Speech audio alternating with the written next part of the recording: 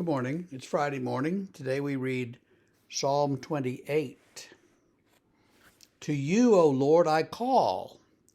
My rock, be not deaf to me, lest if you be silent to me, I become like those who go down to the pit. Hear the voice of my pleas for mercy, when I cry to you for help, when I lift up my hands toward your most holy sanctuary.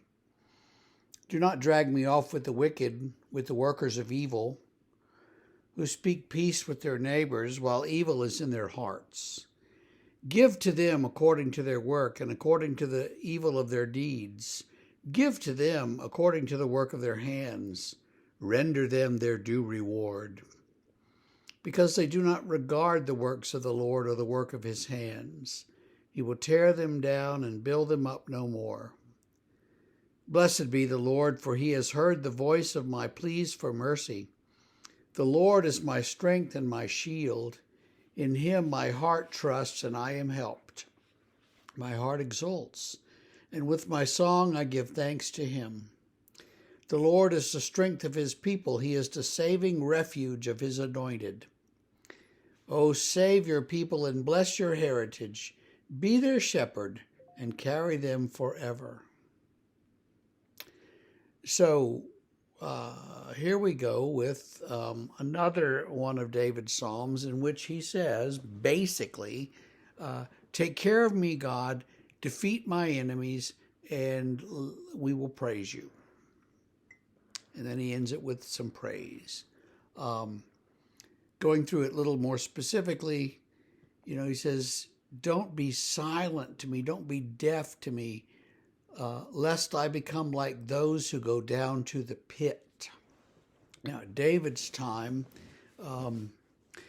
we tend to read a lot of mythology back into the scripture, but they didn't really have a three-story universe in his time. This, heaven's up there and then the earth and then hell below.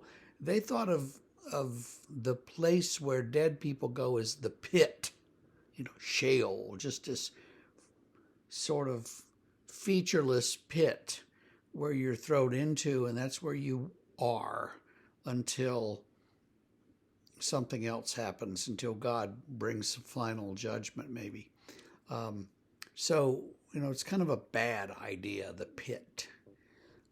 So, don't throw me in the pit. Hear my voice. And don't drag me off with those people who devise evil and do wicked things. Don't lump me in with them.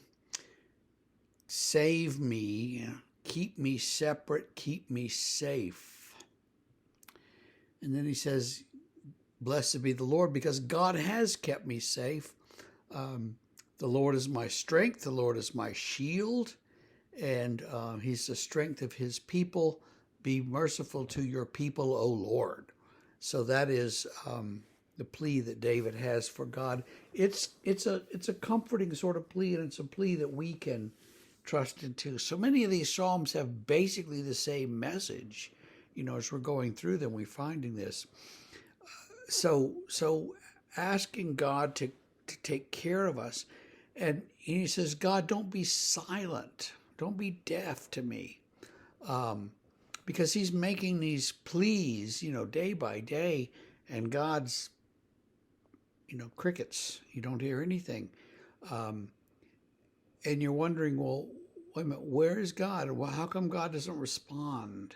How come God doesn't answer you? Well, God does, but sometimes the answers are a little different from what you might expect. Sometimes the answers are unexpected. They're not the answer that you were thinking God was going to do. It's a different path.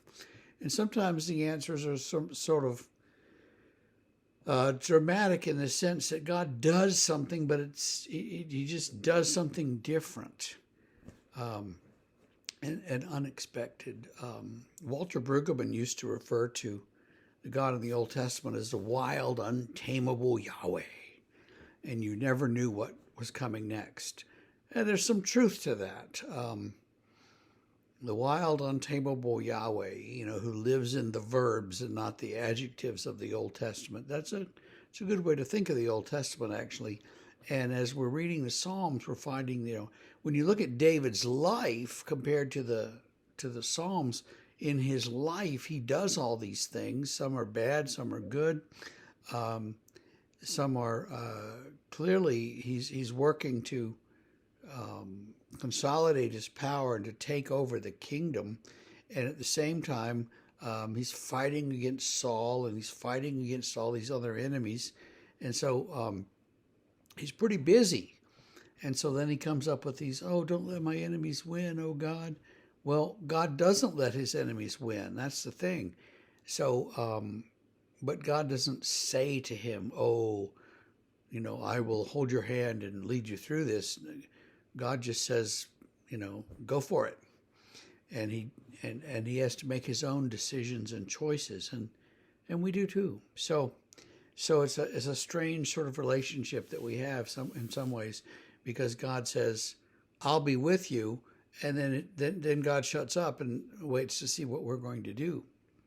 So what are you going to do? You're going to be faithful. You're going to follow Jesus no matter what, and you'll be all right. So have a great day, and we will see you tomorrow with Psalm 30.